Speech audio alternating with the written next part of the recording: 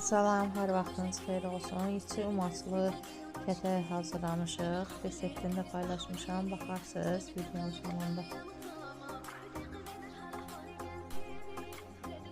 Xəmirin də umacında yəni hazırlamasını paylaşmışam. Baxa bilərsiniz. Zəhmət olmasa göz haqqınızı halal edin. Kanala abunə olmağı unutmayın. Kanala abunə olan ki videolarımızın ardı gəlsin.